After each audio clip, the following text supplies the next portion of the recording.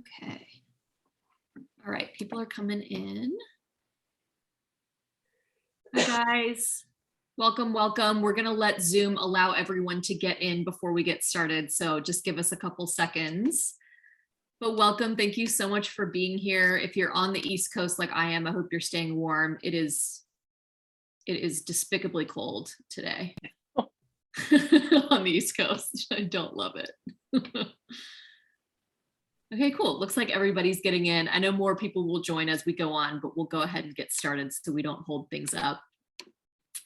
Hello, everyone. My name is Brittany Kerfoot, the Director of Events at Politics and Prose Bookstore in Washington, D.C. And I'd like to thank all of you for being with us tonight on this virtual event. Before we get started, I want to thank all of the amazing independent bookstores who partnered with us on this discussion, which include Mystery Lovers Bookshop, Books and Books, Murder on the Beach Bookshop, and Mysterious Galaxy. On behalf of all these stores, we want to thank you for shopping from your local indie and supporting us in this time where we need you the most. Also, if you have a question for any of our authors, please submit it in the Q&A space, and we'll get to those in the latter portion of the program. And try not to put them in the chat just because it's easier to have them all in one place in that Q&A spot, but you can start submitting questions at any point between now and the end of the event. All right, now on to the program. Alafair Burke is a New York Times bestselling author whose most recent novels include The Better Sister, The Wife, which was optioned for a feature film, and The Ex. Her new novel, Find Me, is a mystery that follows how the disappearance of a young woman leaves her best friend reeling, and an NYPD homicide detective digging into her own past. Also joining the conversation is Megan Abbott, an award-winning author of 10 novels, including Give Me Your Hand, You Will Know Me, The Fever, and Dare Me, which was recently adapted into a TV series for USA that I personally became completely obsessed with over quarantine. So I hope that you will buy that book and also watch the TV show. And last but certainly not least is Laura Lippman, who has been recognized as a distinctive voice in mystery fiction and named one of the, quote, essential crime writers of the last 100 years. Her latest book, Seasonal Work, just came out last week, and it is a collection of diverse and diabolically clever stories of deception, murder, dangerous games, and love gone wrong. So now, everyone, please virtually welcome these three amazing authors onto your screens. Hey, what are we going to talk about? Hi. We get to talk about ourselves. Every writer's dream. Happy Pub Day. Yeah, thank you. Congratulations. And thank you guys. Thank you guys for doing this with me. And congratulations, Laura, on your recent pub day. And congratulations, Megan, who crushed it in 2021. So we have lots to celebrate today. Thank you. So, I mean, we said this in the, Megan wasn't on the line yet when we said this, I said this, but it's like the ultimate cliche. How do we talk about Find Me without spoilers? It's so diabolical. It's so twisty. And I feel like we're three smart women and we can figure out a way to talk about this book without spoiling anything about it. And that a big part of talking about it is just talking about how do you write a crime novel centered in the story of a woman without it being just a bunch of bodies? Does that make sense? I'm really interested in that because I feel like this is definitely a book that does not fall into the trap of a beautiful woman went missing. Can we start there? It's because it's not, I mean, a beautiful woman goes missing, except it's not a beautiful woman goes missing book. How do we explain that? Well, the beautiful woman who does go missing, because that does happen, her name is Hope Miller, but she doesn't really know that her name is Hope Miller. And trust me, you're about to maybe roll your eyes because it does involve amnesia, but I promise it is not the cliched trope of a lady with amnesia. The reason why she's not sure that her name is Hope Miller is 15 years ago, she showed up in a small town in New Jersey, thrown from an overturned SUV with no ID, no money, and no idea, she claimed, of who she was. So 15 years later, she's moved on with her life to the extent she can, right? She kind of lives in this limbo where she doesn't know who she really was. So she to some extent, do you know who you are if you don't know who you were, right? So that makes her interesting. She's more than just a beautiful woman. She really is somebody who doesn't know who she is. But to me, the heart of the book really is the friendship between her and the woman who found her thrown from the overturned SUV, Lindsay Kelly. They've kind of become more than friends. They're really family. Like they've got this very entangled relationship because Hope, her life was saved by Lindsay, and Lindsay knows that. And so they've got this dependency on each other and love for each other that's a little unique, I think. But usually when beautiful white women disappear, it's a national news story and everybody actually cares. But because Hope isn't even really a real person, it's this assumed identity, and she's kind of got this arguably sketchy origin story, nobody really cares. Like, she wasn't there before, then she was there, and now she's gone. So she disappeared from somewhere before. Maybe she's just a lady who disappears, and that's her thing. Like, and so everyone else was kind of willing to chalk it up to, she's this woman who just kind of hops town to town. And Lindsay, because of that special connection, knows it's not true. And so I think it's unusual that you have Lindsay on her own without any help, kind of trying to find the beautiful woman who disappeared. It's not a man looking for her. It's this friend that nobody will listen to. And she can't look for her in the usual ways because Hope doesn't have a legal identity. Like, you can't put her in a missing persons database. She doesn't exist, right? You can't run her credit card. She doesn't have credit cards. So I think that makes it's a little bit different. And then of course other things happen. As Laura was saying, she was like, I kept thinking, okay, now I got it. And then I'll let you say it. Then you were like, oh no. Oh no. Nope. I consider that Nope. a great compliment. Nope. Every time you were like, I got it, you were like, nope, that wasn't it. And So it thank was always, you.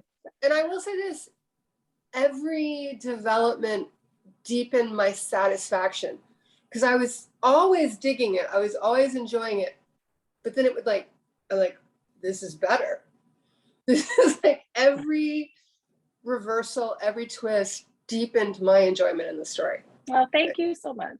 Well, I have like 15 things I want to ask now, but I Fire away. We talk. Megan with the PhD. She's like, no. Let's have a seminar and find me. These are my orals boards. This is so much like just what you were saying, Laura. The beautiful woman disappears, or what this sort of classic trope of so much crime fiction, and usually it's this sort of lone male detective that's obsessed with her. Yeah. But what I love about that is Lindsay isn't lone and isn't a male, but she kind of is obsessed with her. They have a very enmeshed friendship in a way that felt very real to so many female friendships I've had and have known. It's and it's rarely in fiction. In some ways, Lindsay is Hope's identity because she's born when they meet. In some ways, she's given this new name, and so she's sort of her version of Hope is so much in our head. That seems complicated to write. I mean, how did you think about how we would have access to this sort of phantom figure that Hope is, that we access through her friend who loves her so much? Yeah, so it was difficult. Thanks. That's there's a lot of observations in there that I appreciate all of them. So the role that friendships play, it's almost, writers in our position for years have criticized male-dominated crime fiction where the woman's only role, right, is either she's getting saved or she shows up and sleeps with him, before she leaves the next day, before he goes out detecting again. But I think a lot of friendships, even books written by women sometimes, to the extent things are really plot driven, and if the plot's not about a friendship, a lot of times what the female friend does is kind of show up, and it's not for sex or to be saved, but it is to have sassy, quippy conversations over drinks, right?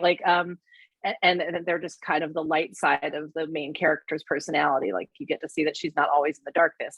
You can like her. She has a friend. That makes her likable, right? But in this book, they are, they're ride or die. They're really connected, or at least because you don't meet Hope, she's missing. right? All you really know is that Lindsay thinks they are mutually connected, right? She thinks they are mutually ride or die. But you don't really know that's true, because one thing you know about Hope is that she disappeared and didn't tell her friend. Like, and I think there are little clues, and I don't think this is a spoiler. You know, if you start thinking that, oh, they must have disappeared 10 days ago because that's when they stopped talking to me, and then you find out, oh, for 4 days they were around and just not returning my text, right? Like, you kind of start to wonder, like, is this really a mutually committed relationship between these two friends?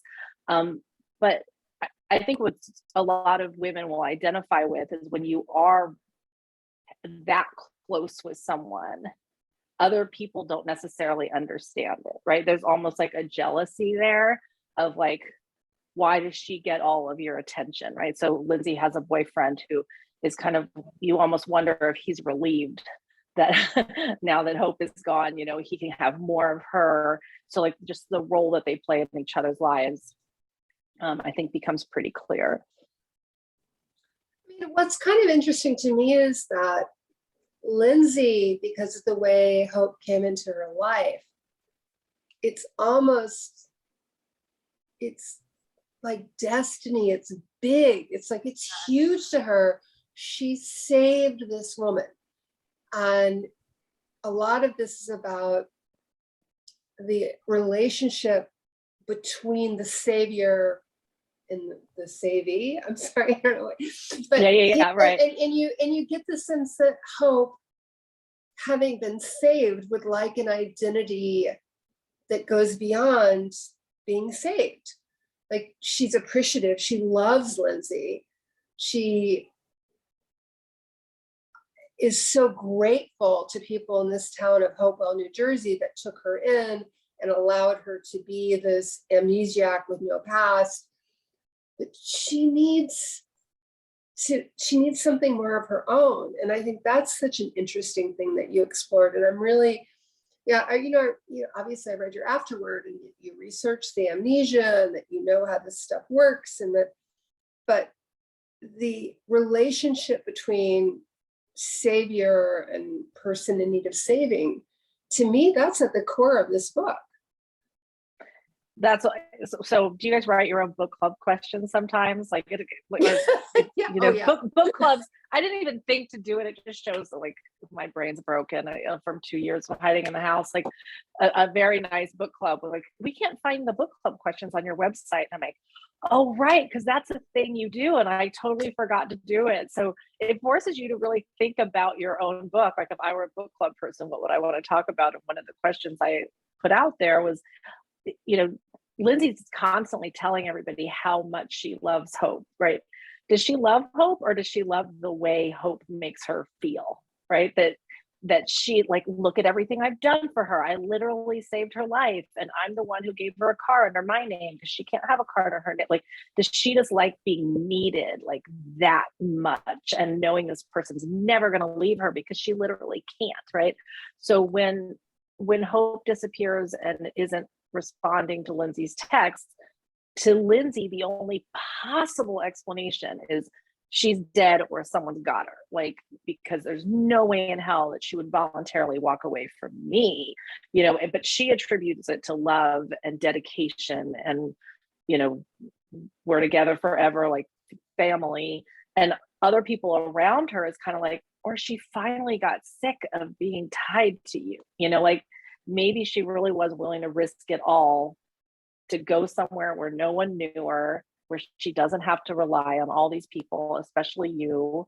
And people kind of have to, like, break the news to Lindsay, like, hey, there is another explanation here between she's a grifter and a liar and she's murdered, right? Like, maybe she just wants to take a break from you. Like, maybe she's not that into you after all.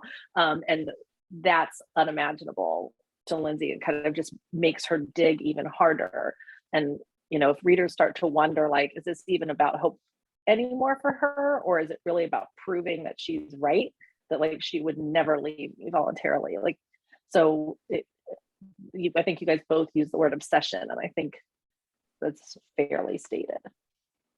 Yeah, can you, I mean, and just tell people when they read it, well, first of all, they need to buy it from Politics or Prose or one of their, Yes, one of the one indie of these amazing bookstores. or your favorite indie bookstore, but it should definitely read the afterword. But I don't think it's a spoiler. Maybe you talked about Amnesia and Memory and what I guess I know the article that you talk about in the afterword because I remember reading about that story. But Of course, we have the same, we love the same true crime stuff. Absolutely, and it's an amazing, the dissociative fugue state, right, is what they call this kind of memory loss. And always was so interested because it's much more common for women to experience it. And I wonder if this gets at some of the things that you're talking about. There's this notion, some people termed it like a self-exile, like leave your life. And can you talk about that? Because that seems so evocative to me and so fundamental to the Hope Lindsay relationship. Yeah, it's interesting. At some point, and it is crazy, I know I've talked to both of you, that my willingness to rewrite a book knows no bounds. Like I will undo anything if I think it needs to be undone. And like I said, I almost apologize for using the word amnesia when we first started to talk about the book, because I know what it sounds like, and it's kind of cringy. And I thought, like, I could write this book where she doesn't have amnesia, but it adds a lot. Like it adds a lot to her dependency on her friend, but it also makes it harder for her to find herself, to find her. But it also, there's so many, I think we all three write about books where people try to put stuff in their past and shut the door on it. And they're like, I'm past that, right? I'm going to just focus on the future and today, and I've evolved, or I was a different person then, or I've hidden this, there's many ways to do it, but many of us are just like, I don't want to think about that. And I'm just going to pretend it didn't happen. But amnesia is an involuntary, right? In theory, involuntary, like it's a literal shutting the door on your past. And part of what's in the book is sort of like, people might read it like, really 15 years, like with the internet, you could splash your face all over the place. You can go on 2020, someone's eventually going to recognize you. But would you necessarily want to do that, right? If what you know about yourself is you were about 20 years old, the early 20s, and you were thrown from an overturned SUV with no cash, no ID, and by the way, the car was stolen in another state, and you were by yourself in New Jersey, like, and no one seems to know you in New Jersey, like, it's not irrational that you might be like, better not to know. Like, I've got this small town where everybody's being nice to me. There's like, not giving too much away, but like there's literal indications on that she was not like living a high life before there. Like there were indications that maybe she didn't have the best past. And maybe you just take what you've got and be like, I'm gonna go with door number 2 instead of taking a risk and finding out whatever was back there in the past. So yeah, so I think part of it is she may not want to rock the boat and find the past, whereas Lindsay's willing to do anything to find her. And if that means opening up those doors into the past, like she's willing to do that if she thinks that's the way to find out where she is now. Oh, but we were talking about in real life. Yeah, with the things with women. I'm sorry, Megan. Yeah, the voluntary exile. Yeah, I do wonder if psychologically what it is just sort of you shut down of like, I need to be somewhere else for a little while. Yeah. Something that struck me is that this is a book where a lot of people are dealing with their sense of identity via vocation. Lindsay is a defense attorney, and she's brought into an almost professional experience with what's going on, trying to be kind of vague. We have the police officer on Long Island who hasn't been a good police officer. He's right. And then this is important. Ellie Hatcher shows up. Right. Ellie Hatcher shows up, and a lot of things happening. And for those of us who have read you always and love your work, it's very exciting. I mean, I was kind of curious. Did you always know that Ellie was going to show up? Or did you Yeah. just kind of start writing this and realize, oh my God, this is an opportunity? I mean, I know you said in the afterword that you always knew that you would deal with don't say Ellie's story, yeah, deal with Ellie's that story. Ellie would be part of it. Yeah. But So it's on the book jacket. That part's not a secret. So it's on the Yeah. book jacket that when Lindsay goes hunting for Hope, she finds out Hope was working for this kind of sketchy realtor, and she was staging an open house for him. And when she goes to that house and talks her way inside, she finds what she thinks is a blood stain. She gets the lazy cop, like she kind of tricks him into humor me, shine a light on that, and then once it's blood, she won't let it drop, like no pun intended. She won't let the drop of blood drop. But that blood found at the house where Hope was last seen matches an old cold case in Wichita, Kansas.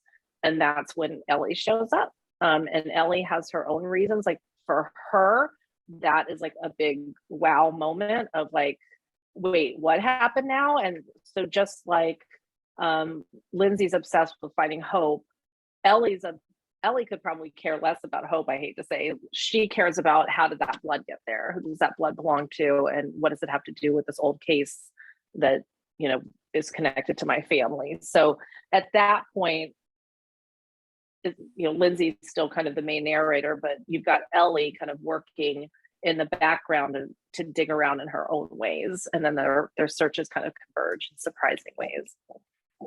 I mean, from a craft standpoint of view, you have like 3 mysteries in this mystery, and it made my head hurt to think of how you did it so effortlessly. It made me and 2 timelines. Yes, everything's the past and the present. And, yeah, that was fun. It made me think of Laura's cards. Maybe Laura, you could talk about your cards too, about like how you sort of. I use cards. Yeah, I use cards too, and a whiteboard. I only ever have 3 characters in a room.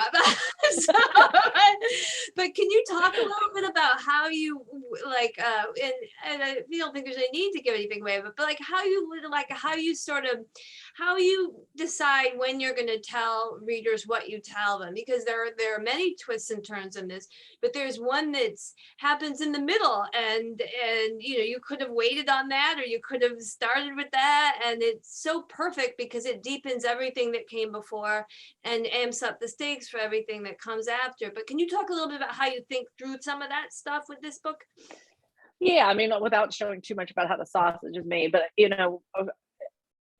I don't always know at the beginning, but at some point before I say that book is actually done, I need to be able to, like, if you ask me like what actually happened, like write it like the shortest newspaper article you could possibly write about what actually happened. And that might be in strict temporal order, Laura, you were a journalist, like, you just kind of got to pick your structure and tell the story. I think once you know that, and sometimes that does take me a while, if you look at everybody involved, like their point of view, when would they find out? What would it look like to them? What would be the thing that rocked their world the most when it was disclosed, right? If you kind of just think through all that, that's kind of how I sort of find the order of the reveals and which character through which, to reveal it to the reader. But like I said, I have changed things. Like there are a couple of scenes in there where the reader finds out something through one person's eyes. And like when I do a rewrite, I'm kind of like, actually it'd be cooler for them to learn about it from this character's perspective, because either that character is more neutral, right? If you want the reader to know, like, this person, this is the straight scoop, like, and then they can know something that other people don't know, or you might want them to learn it through the eyes of a character who might have their own take on it, so that the reader might distrust that, right? So like there's so many choices. I mean, you guys make these choices all the time. Like it can work different ways, and at some point you kind of just got to go with your gut on it. I mean, okay, so this is a slightly a slant question, but were you already working on this book when we went into the pandemic? Yes, I started this book in 2014. What, so this what? was I told 'Cause you, you've written a lot of books since 2014. Yeah. I know. So this was supposed to be the book that followed the X, I think.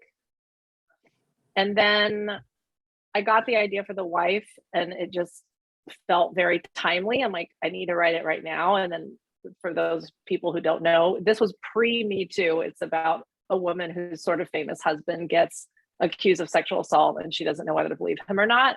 And that was before Me Too happened. And I was kind of like, we're just something in my gut, like this seems, I need to write this right now. And it came out like right before the Weinstein stuff broke. And then it was going to be my next book. And then I wrote The Better Sister instead. So this book has changed so many times. And I think part of why I kept putting it to the side is when I started it, there was no Lindsay. So I said to me, the heart of the book is the friendship between her and Lindsay. The narrator was actually like an older victims advocate, like who was the person assigned like by law enforcement to sort of help her. So it was more like in her job that she cared about Hope. And I'm kind of like, I'm not really feeling this. Like it just didn't, I could kind of tell something wasn't right. And I just kept thinking about it. And remember I said, sometimes the friend just shows up like to prove that she has a friend. And I was like, oh, Lindsay's the one who cares about her. It's not her job to find her. She just wants to find her. And then I changed that, and without giving too much away, she's not just a friend. Like there's a reason why they are glued together we started to get into that she literally saved her life, and the dynamics of that friendship is, I think until I had that down, I didn't get that compulsive feel, like when like, what I'm talking about, that feeling of like, oh yeah, I'm ready to go. Let's go. Come on, typewriter. Typewriter. I'm so old. Computer. Like, let's go. I still call it a typewriter. Never worked on a typewriter, Alafair. Come on. Yes, I did.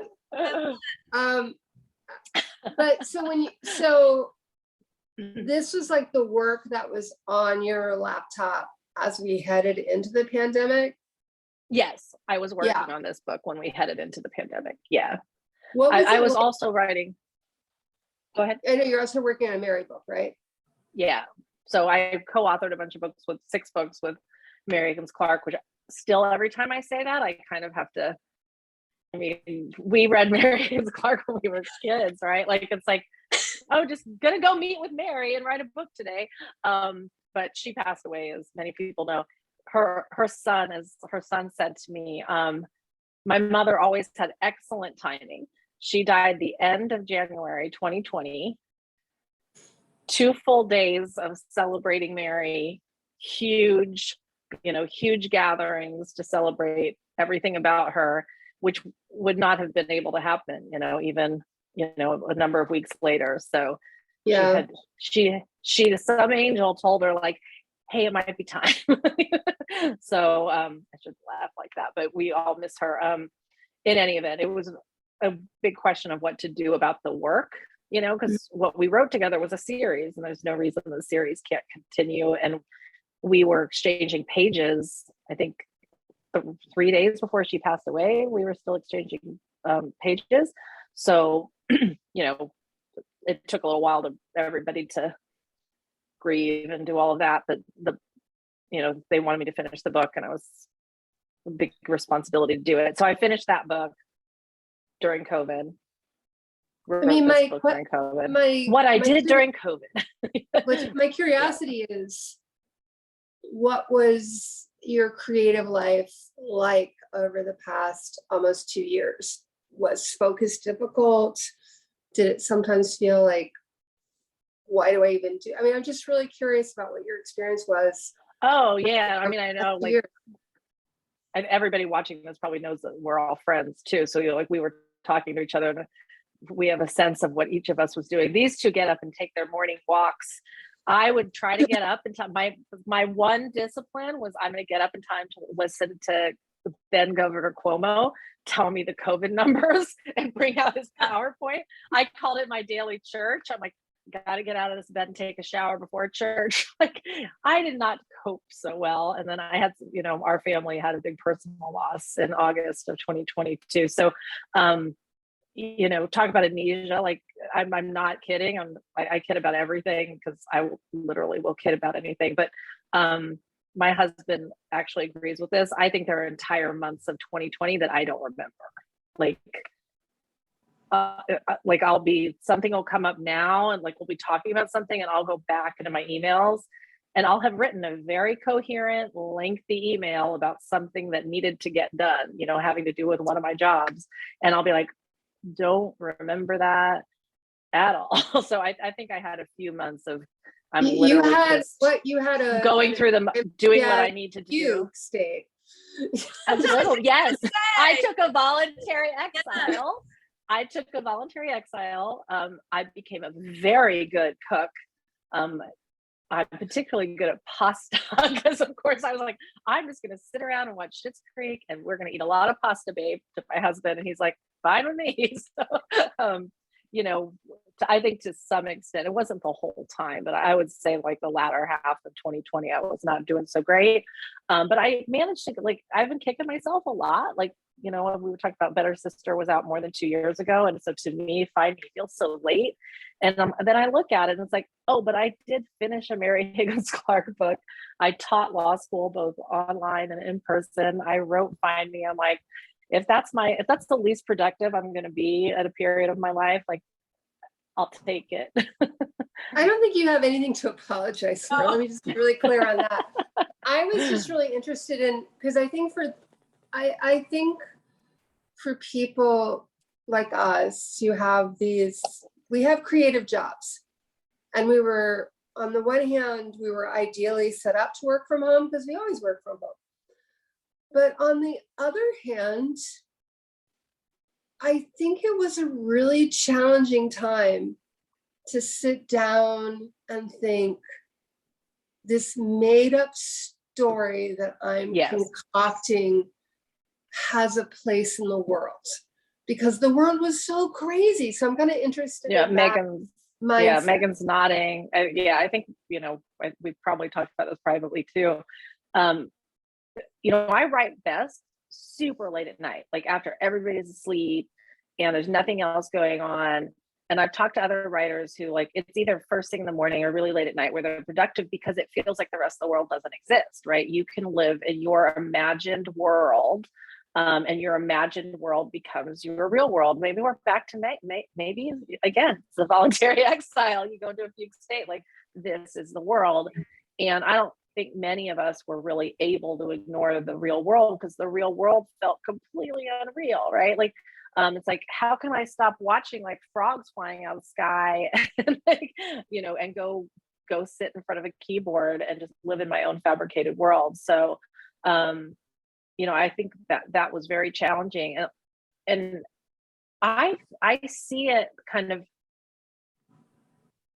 trying to think of how to say this, like a lot of the books I've read that I know were written during that really trying time, and maybe it's because I know the authors well, like I kind of can see how it crept in, like, or at least I wonder in my mind, I'm kind of like, is that there because of, was it a way to absorb what you were going through? I think a lot of writers think whatever book I read in some way, a reader might not notice it, but you can read your own book and see your own kind of internal therapy getting worked out on the page. And like, I think there are at least some, it's not every book I've read that was written during COVID, but there are a lot of them where I kind of read it and I'm like, in some ways they were kind of working through it on the page. Yeah, I'm just going to remind everyone to submit their questions in the Q&A. Yes. But I actually would like to hear your thoughts on this, because we keep talking about memory and forgetting and escaping, and memory is such a part of, I mean, you can't write more than one crime novel without memory becoming a part of it. I don't know if you could write one. So we've all dealt with it.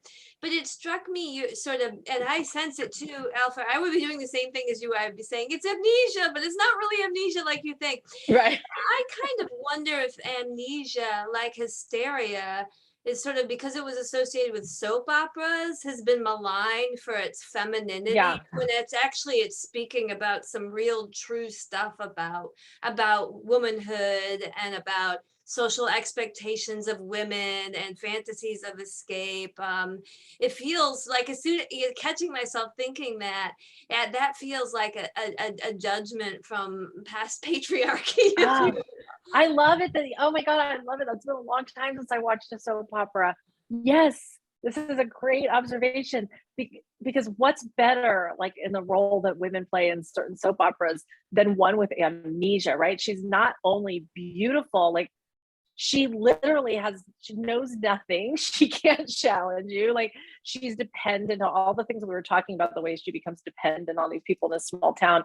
She's dependent on whoever her savior is, right? It's the way to make someone fragile and weak. And I think what is different in Find Me is she's not a current, yes, she is a current amnesiac, but only as to 15, the early part of her life. She is a fully formed human from, she even talks about, this is my day one. Like, when she chooses her name, she's like, okay, like, this is the new thing. Like, I'm starting over again. I'm not going to be the person with amnesia, because I'm going to form new memories from here on out. Right. So to some extent, her amnesia really is just backstory.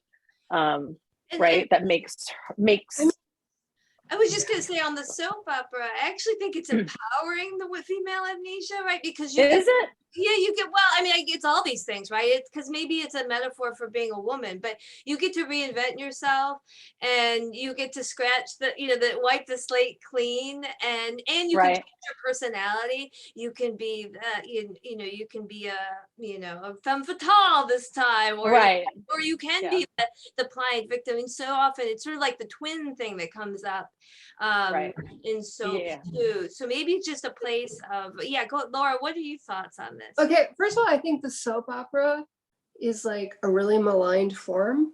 Yes. And this is like, I don't want to be too self-referential, but Jerry Anderson in Dreamgirl actually thinks about the fact that the soap opera is a maligned form, and that there's something really cool about it, and how much stuff happens, and could you imagine the soap opera as a high art form, which I think so much high art is soap opera.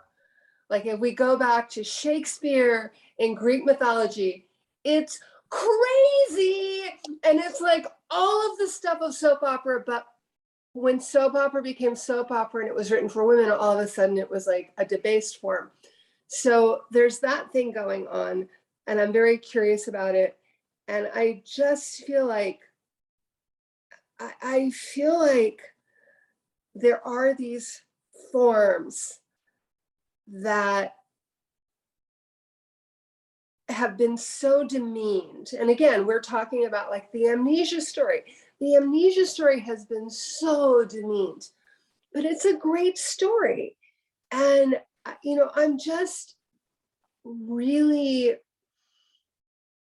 I guess I'm saying I have entered, personally as a writer, I have entered my melodrama period.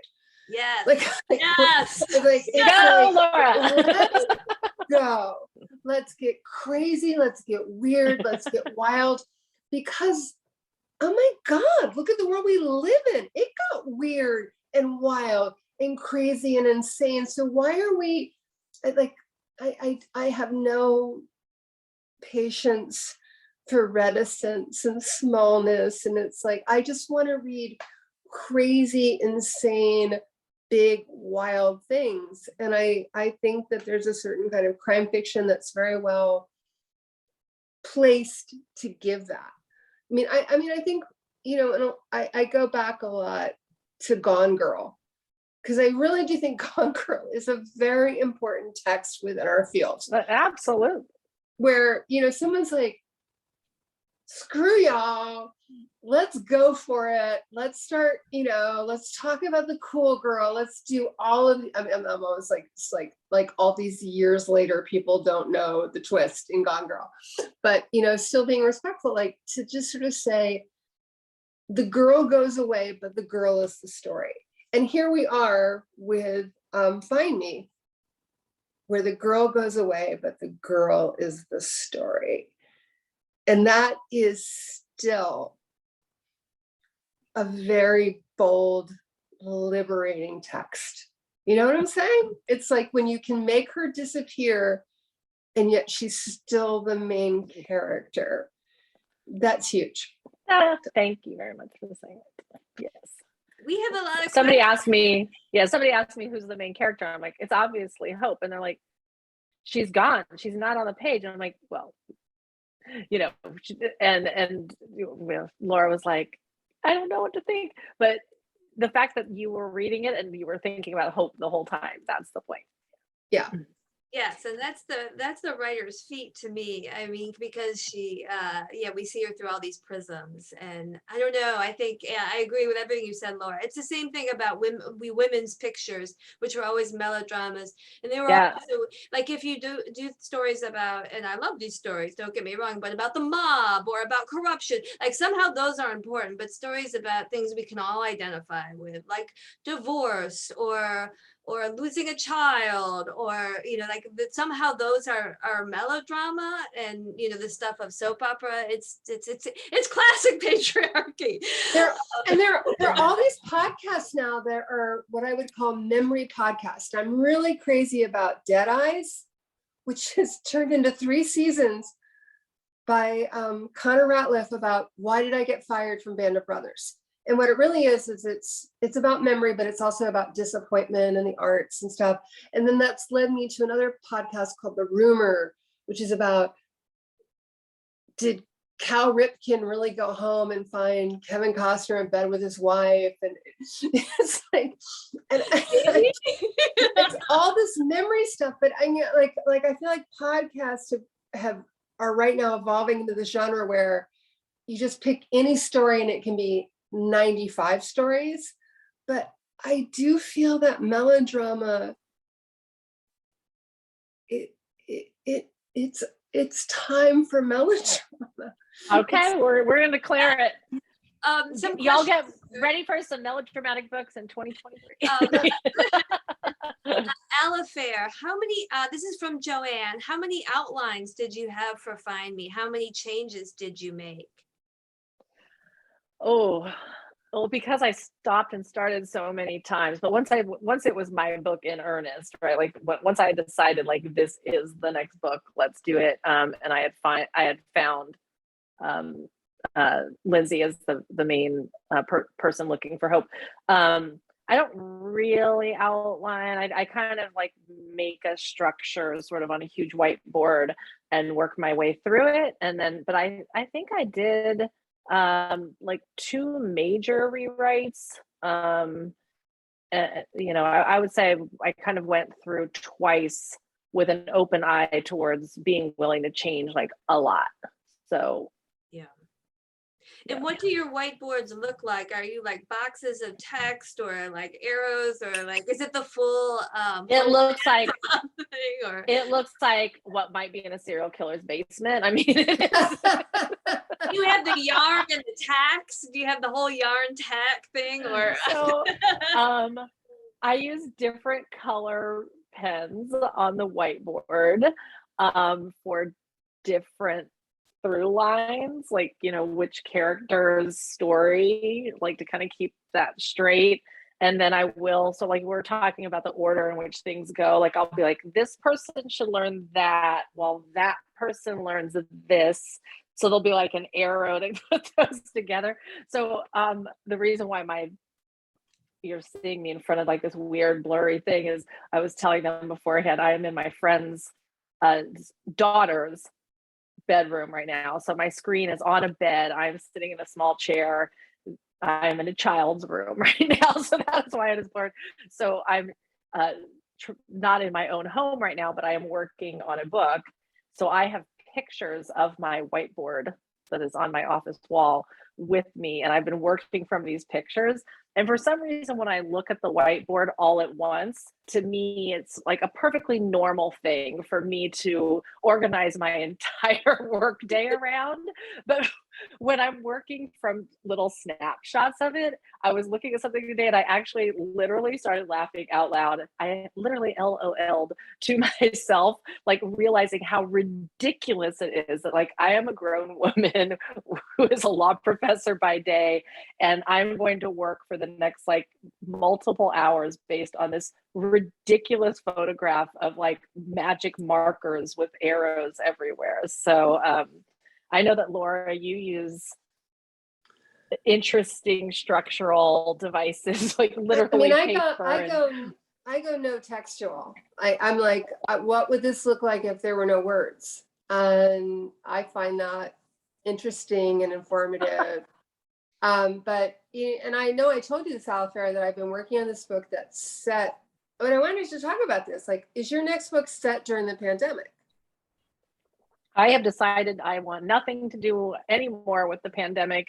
I am not going to acknowledge that it exists at all. See, I'm writing a book that takes place from fall of 2019 to early 2021. It's not about the pandemic. The pandemic's kind of in the background, and sometimes right. it kind of sleeps in. But I know you know this, Alafair, because I told you. I'm like going through the book, and as we get to January of 2020, all the characters in the book have gone crazy. And I'm like, oh, well, everybody went crazy. Everybody went effing nuts in 2020. They're like, and it's like, it's not just January 6th, it's just the idea of there are tens of thousands of people dying. Democracy seems to be in contention. Of course you're not. It's like, it's just something. Democracy's in the rear view mirror. It's like, it's like, it just made sense that people would go like really crazy, but it's not about the pandemic. The pandemic just provides background. I didn't know what else to do. And like, I'm totally cool right now with watching TV shows that are allegedly set in the present, except there is no pandemic. I'm fine with that. But for me, I like it. I would either have to write a historical novel, or I would have to, I don't know how, I was like, I just have to do it. I just have to kind of acknowledge it. That's how I'm handling it. Megan, what are you doing? No, I never will write about it. I know. I'm like, I want no place in that. I guess it's so interesting. As you were talking, Laura, I was thinking, wow, I think there's like a fundamental difference. I don't really write about now, I guess. No, you never do. That's true. So I never. You're just in Megan time. Yes. It's like I never say who the president is. I really try to avoid pop culture for the most part. Just you do. Yeah, and it's just sort of, I guess, because for me writing is so much an escape from our moment. So it's actually very productive for me creatively in the pandemic. It's much harder coming out of the pandemic because it was such a. I mean, I hated every minute of it. Don't get me wrong, especially the democracy part and the people dying. Yeah. But it was terrible personally, and as a nation. But what writing for me has always been a way of burrowing down and escape. So it's interesting. I think all transitions are hard for writers in general because we're so routinized, and so I think it could be going in or it could be coming out, but it's gonna get you. I mean, this is really dating me. Part of the problem of integrating that is you don't really know where it's going, right? So books, I won't name specific books, but a couple of books actually like integrated it into like characters are wearing masks, and when they go to the courthouse, there's special protocols. But by the time the book comes out, like those protocols have actually changed, right? Like, so if you're trying to be of the moment, you can't keep up with it. No, you can't. And then a lot of books that I'm reading, like currently, talk about it in the past tense, like, oh, we're not wearing masks anymore, because they just assumed by the time the book came out now, like I moved my pub date because, I'd rather just keep it until COVID is over. And like, prediction did not go very well. You know, So people with books out now is like, that's in the past tense. It's like, so it's still not grounded in reality. It's grounded in this alternative reality where it ended last summer, you know. I mean, basically the weird thing is that writing a novel set fall 2019, early 2021, that's a historical novel now. That's where you're like, okay, I'm writing about a historical time. I mean, I found myself writing about someone going to Target to buy a lot of toilet paper and paper towels. And I shared in writing the scene, I shared one of my great pandemic hacks, because in the spring of 2020, if you went to Target, the lines to check out were like 20 deep. Unless you went back to electronics, and if you would buy one thing in electronics, like even just one cord, you could check out all of your stuff in electronics. And so I wrote this chapter, and my assistant Molly read it, and she said, "Is that true?" I'm like, "Oh yeah, that's totally true. That was our Target hack, which is buy one phone charger and you could check out in electronics in spring of 2020. So I love that. yeah, so I feel like I'm running a historical novel. Laura's always got a workaround. I got a hack. It's journalist thinking though too. Yeah, I love that. There's some more questions. Are there other questions? Yeah. One from Claire, our friend Claire. Hi. Do you get plot ideas from the classes you teach, or do you totally compartmentalize your different jobs? It's pretty compartmentalized, I would say. You know, the classes I teach are kind of core courses, like the students, like, you know, they don't need me imagining things. They need me to teach them like the stuff they actually need to know. I do think where it helps is just, I'm still, you know, I don't only teach to be a law professor. You're also reading about the law and thinking about the law a lot and all the things that relate to it. You know, when I have my law professor hat on and I write in that capacity, I write about wrongful convictions and prosecutorial discretion and police discretion. So all of that, of course, is very of the moment, and I think finds its way into my books. And I also don't think it's bad as, like, I hate to say it, like, I don't know how it's possible. I'm now more than twice as old as a lot of my students.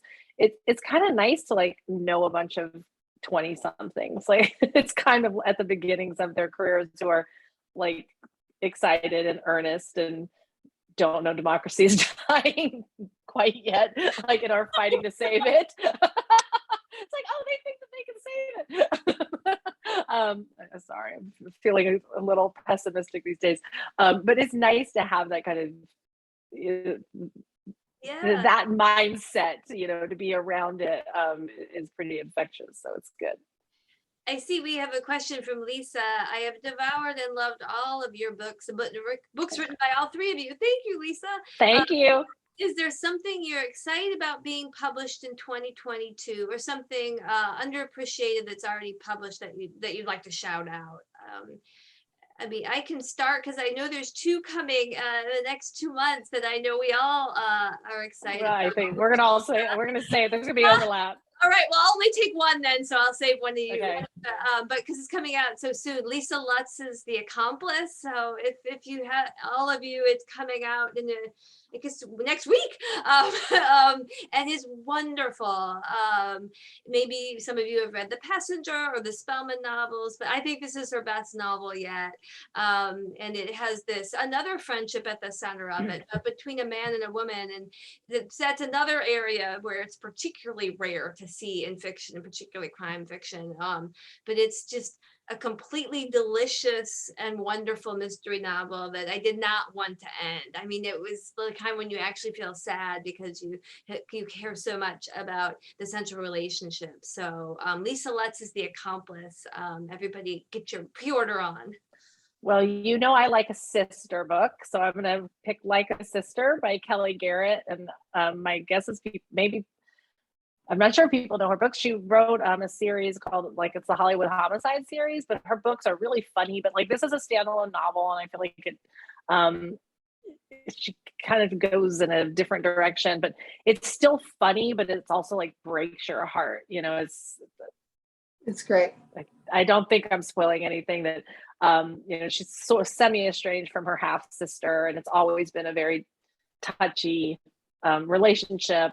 And the half sister dies, and she's trying to find out what happened to her, and it kind of forces her to replay their relationship and what she thought was true about their family dynamics.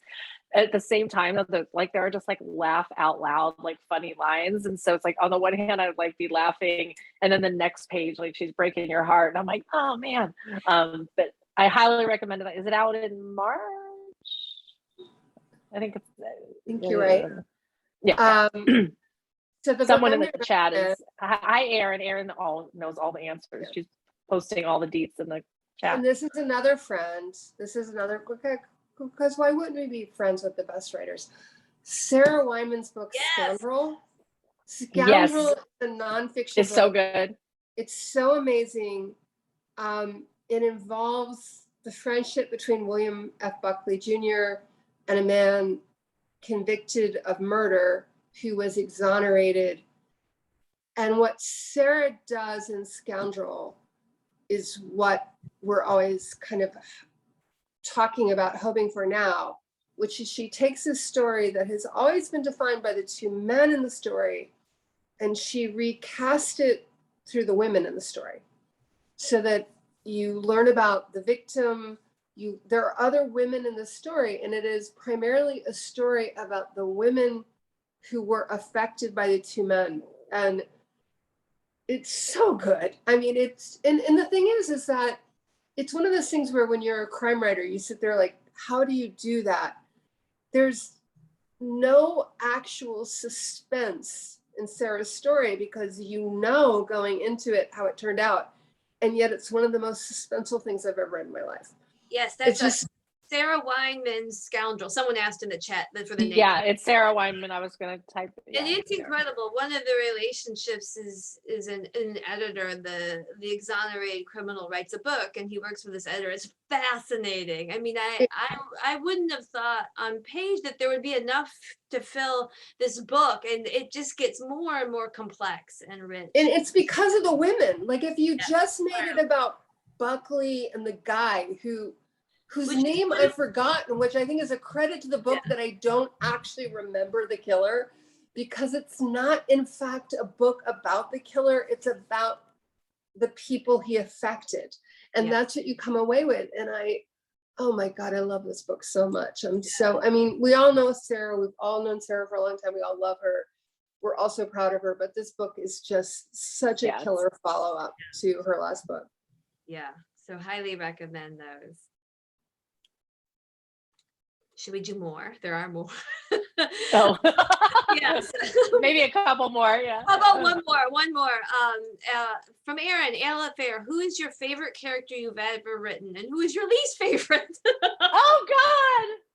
Favorite to write, or like which one would I like to marry? Are we gonna do? Yeah, are we gonna do Mary F. Kill with our own characters? Do I like them in real life, or do I like writing them? You decide. I would say, in terms of write, she said, okay, what my favorite character actually to write is Ellie Hatcher, who's my series character, who's an NYPD detective. Her brother, Jess, is a guy who still thinks he might maybe become a rock star, but mostly he just plays at like open mic nights. At his band is called Dog Park, and he like works various jobs to sort of pay the rent. But my husband is gainfully employed, but Jess is not. But his personality is based on my husband. So everything Jess's sense of humor and Jess's like cool factor is the way I think of my husband. So whenever I get to pretend like I'm my husband for a little while, that's pretty fun. The challenging character to write, I think, is let me think about that. I don't have an answer. Do you guys have? I mean, if a character's too challenging, I'm like, I don't want you here. No, I usually cut them out if I don't like them. Yeah. They don't belong. Like you, get out of here. I'm writing a really challenging character right now, and I realize what I'm writing is kind of my version of Harry Angstrom from the John Updike Rabbit books. Wow. Like, you know, like, and, you know, and I've talked a lot about this essay by Mary Gordon called Good Boys and Dead Girls, which is about looking at American literature through the theme of women must die so men can thrive. And she looks at Updike, Faulkner, and Dreiser and talks about the problems of problematic writers. And she hates Updike. And I love Updike and I love the Rabbit books. I love them so much. But I do think a lot about this idea that Harry Angstrom, for all the chaos he causes, I mean, this is a guy who literally sleeps with his own daughter-in-law. And yet he's always kind of a nice guy, at least in his head. That's such an interesting idea to me of the guy who can never, ever, ever, no matter what he does, can never see himself as being anything but the good guy. And so this is a very challenging character to write. Yeah. And the character, and I didn't realize until I was deep into the novel that I was channeling Harry Angstrom in this one character. Amazing. Oh my gosh, it makes me want to read it so badly. Makes me want to finish it, Megan. I was gonna say, like, And it also makes me never want to date one of those guys again. Don't go out with the good guys. Oh no. Nothing worse than a guy who thinks of himself as a good guy. Well, this has been the greatest, Alafair. Everyone needs to buy your book immediately, from Politics and Prose or Mysterious Galaxy or Mystery Lovers or all the indies that participate in this. thank you guys so much. And Megan Abbott's The Turnout, if you missed that last year. Huge book. And Laura's book, Seasonal Work. Right? You got that right? I keep forgetting I actually published a book last week. She has a book out like a week ago. So buy not one, but 3 books tonight. Put 3 books in your cart. Yes, and we're so grateful for everyone to have this great audience and these great questions. And if we didn't get to yours, you know where to find us. We're all over social I media. was gonna say, we are social media whores. Like, We're accessible. we are. Yeah. That's probably the wrong word, but let's say we are all easily distracted on social media. It's like, That's yes, right. I will answer that question. Yes. Oh, great. Thanks, everybody. Thank you guys so much I for miss doing you this. all Thank you so all for much. being Oh my here. God. I know. I miss We will be y'all. able to do something in person, I Very hope, soon. before too long. Yeah. Spring. Bye. All fingers and toes crossed. Yes. Thanks, you guys. Good night, y'all.